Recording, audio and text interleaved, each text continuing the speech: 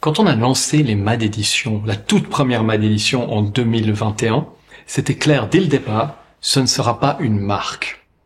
C'est une maison d'édition. Qu'est-ce que ça veut dire? C'est un peu comme une maison d'édition qui publie des livres. Donc on va publier des auteurs différents. Ou une maison d'édition qui crée des œuvres d'art. Donc ça sera avec des artistes différents. Donc sur MAD One, il y a mon nom gravé, parce que l'idée du mouvement à l'envers, elle était la mienne. Mais MAD 2, MAD 3, MAD 4, etc., normalement, il n'y a plus mon nom. Il y a le nom de la personne qui a eu l'idée. Et du coup, moi, je suis hyper content aujourd'hui de vous présenter Eric Giroux. Je devrais pas le présenter, mais il a beaucoup été dans l'ombre. Eric, c'est un des plus grands designers horlogers aujourd'hui. On a participé ces 20 dernières années à toutes les MBNF que vous connaissez. C'est ensemble qu'on les a créés. Et moi, ça me fait extrêmement plaisir que cette MAD 2, ce soit le projet de Eric. Alors, Eric, c'est un architecte de formation. On a vécu dans la même ville, à Lausanne, à peu près en même temps. Alors la différence, c'est que moi, j'étais un geek à l'EPFL ou Polytechnique, et lui, il était en architecture et il s'amusait beaucoup plus que moi. Et en fait, il a beaucoup travaillé la musique aussi. La musique, c'est une énorme partie de la vie d'Eric. Donc Eric, le monde des DJ, le monde de la musique, pendant que moi j'étais sur mon ordinateur, raconte-nous un peu cette période de ta vie, quand t'avais 20 ans. Bon, j'ai un petit peu plus que 20 ans. J'ai fini mes études, j'ai un bureau d'architecture, ça se passe bien au niveau de la carrière, mais je m'ennuie beaucoup. Donc, quand on s'ennuie et qu'on est jeune, on sort. Donc, Lausanne, une ville très active la nuit. À partir de mercredi soir jusqu'à dimanche soir, il y avait une émulation énorme, des DJ qui venaient du monde entier. Dans le fond, vu que je viens un peu de la musique, parce que j'ai aussi étudié la musique. C'est vrai. Tout à coup, il y a une nouvelle musique, une nouvelle aventure, etc. Et moi, j'étais vraiment émerveillé par un nouveau business model qui arrivait. Tout à coup, les DJ devenaient des producteurs. Ah oui. Ils travaillaient seuls. Ils faisaient ce qu'ils voulaient, comme ils voulaient, avec cette nouvelle musique, avec le sampler, etc., etc. Et je l'ai remarqué bien après. C'est ça qui me fascinait. Je me disais, mais pourquoi j'ai un bureau des employés des charges et je vois ces mecs tranquilles, ils font ce qu'ils veulent, comme ils veulent. En plus, ils font danser les gens. Il dit, mais ça, c'est le business model qui m'a inspiré quand j'ai voulu monter mon agence de design. Je me suis dit, il faut être tout seul, travailler avec les gens avec qui on s'entend bien. Et puis, après, avec beaucoup d'insouciance, on verra bien. Alors, tu as beaucoup aidé à ma culture musicale pendant toutes ces années, ça fait presque 25 ans. Et comment est-ce que tes goûts ont changé depuis ceux que tu avais quand tu avais dans les 20 ans et aujourd'hui? On change pas tellement par rapport à ces goûts parce que c'est des goûts qui viennent de très loin. Moi, j'ai mes premiers souvenirs de musique et c'est vrai que c'est de la musique que j'écoute encore. Mmh. Ce qui change, c'est l'échange, la curiosité. Toi, tu me dis, ah bah tiens, j'ai écouté ça, qu'est-ce que t'en penses? C'est ça qui nourrit la culture dite musicale. C'est l'échange. Il y avait les magasins de disques. Ah oui. Il y avait les gens. Il y avait les cassettes. Il y avait les trucs. Et aujourd'hui, ça s'est un peu perdu, mais ça reste la curiosité et l'enthousiasme de se dire, bon, faut un peu se laisser faire. Mais concrètement, je remarque que j'écoute des choses que j'écoutais gamin. Et ça, c'est lié à l'harmonie. Chaque individu a des perceptions musicales qui sont liées à des harmonies. Par exemple, on trouve les mêmes harmonies dans telle musique ancienne que dans une nouvelle musique. Tu dis, tiens, c'est bizarre, j'écoute des chants grégoriens et puis ce groupe de rock. C'est les mêmes harmonies.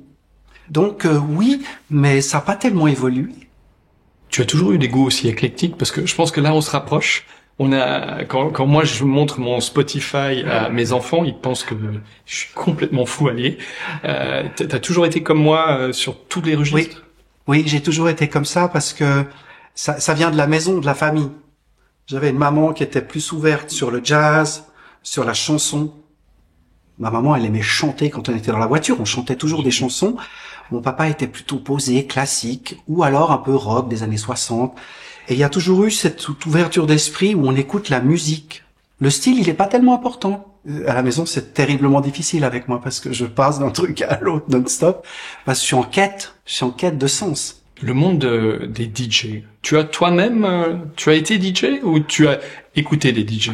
Alors moi, j'ai beaucoup écouté les DJ, je les ai beaucoup accompagnés parce que je trouvais qu'ils avaient une vie fantastique et ma curiosité, je pouvais être le chauffeur. J'allais à Berne avec certains, je dis pas de problème, je conduis et j'accompagne. J'y allais aussi parce que vous pouvez écouter la musique, les nouveautés, la musique fort. À la maison, on n'écoute pas la musique fort. J'ai eu mis un petit peu des disques, mais j'ai jamais vraiment eu mon nom sur un flyer. Genre début de soirée, des potes me disaient viens avec des disques, comme ça t'écoutes tes disques. Mais j'ai jamais été très bon, j'ai jamais vraiment fait danser. J'ai fait des apparitions un peu dans des bars, comme ça. Mais par rapport au respect des gens qui faisaient ça, parce qu'aujourd'hui on les encense, mais c'est vrai qu'il y a 20-30 ans, quand Tony Humphries arrivait à Montreux, et puis qu'on était là, on le regardait, on se disait ah ouais quand même, c'est un métier, il y a un background. Et les gens devenaient dingos, quoi, comme certains DJ que t'as connus, quoi. T'arrivais dans une soirée, tu disais, bon, tout le monde est derrière son Coca-Cola ou sa bière. Tout à coup, après 2 tracks, tu disais, mais qu'est-ce qui s'est passé ici? Et cette magie-là est aussi belle qu'un concert classique, où pendant 1h15, il n'y a pas un bruit, puis à la fin, il y a une ovation pendant 1 heure. Et ça, c'est quelque chose qui m'a toujours interpellé, parce que la musique, on la voit pas, c'est un sens assez particulier, quand même. Je sais que quand nous on est tous passés au CD et au digital MP3, toi tu es resté au vinyle. Donc ouais. C'est amour du vinyle? Oui, je pense que c'est lié, comme avec la question des goûts, c'est lié à la maison où on avait des disques. C'est lié à un certain type de musique. Ben, la house music, c'était on appelait ça des plaques, des white label, il y avait rien d'écrit. Et c'est vrai que moi j'ai toujours, et j'en achète encore d'ailleurs, certains artistes, même des artistes contemporains nouveaux, je me dis tiens, il y a le vinyle. J'aime bien le vinyle parce qu'il m'oblige à être attentif, il m'oblige à écouter la musique. Ça t'oblige à écouter tout un album. Exactement. Au lieu de prendre un morceau là, c'est l'album. Oui, et puis après il y a par exemple des jeux, par exemple quand il y a un dîner à la maison, moi j'ai beaucoup de plaisir j'ai les originaux. Oui. Toi, Bouge de là, par exemple, c'est Simande. Alors tu mets Bouge de là, putain, ah ouais, c'est Simande. Non, mais ça c'est. Et le vinyle, il prête aussi au jeu et à l'échange. Mais oui. D'ailleurs, j'en ai des tonnes des vinyles et c'est un peu par rapport aujourd'hui au support, c'est vrai que c'est volumineux. Mais il y a la belle four. Il y avait tout le monde du graphisme qui allait avec. Ah ouais, il y a eu des stars, des gens qui ont fait que des fours de disques. Ouais. Mais c'est un bel objet. Ouais. C'est un objet qui vieillit aussi. Moi, il y a des vinyles que je retrouve pas et je suis en guerre parce que celui que j'ai, il gratte, il siffle, il saute, il est rayé. Bref, mais oui, complètement le vinyle. C'est vrai que le disque vinyle... c'est la célébration. C'est juste. Ah ouais, quand on était ado, je sais pas, quand The Wall est sorti, il y avait une personne qui l'avait. On allait dans le salon familial, poser le disque, silence radio, de A à Z, on écoutait le disque, religieusement. Ça va à la tête aujourd'hui, ça passe. Les gens après peut-être, je sais pas, mais je crois que ça revient. Je le vois par exemple dans les concerts classiques, on voit de plus en plus de jeunes qui débarquent, qui viennent parce que ils ont du plaisir à se laisser faire aussi. C'est ça la musique, c'est se laisser un peu faire. Se laisser faire, ouais. Il y a des musiques en ce moment qui sont un peu tes coups de cœur. Il y a un artiste qui est arrivé qui s'appelle Leon Bridges, qui fait de la soul, qui est un peu un Marvin Gaye. Ok, moderne. Mais franchement, il a le truc. Je sais pas. On dit toujours que les gens copient, s'inspirent et tout. Et lui, je sais pas comment il a fait.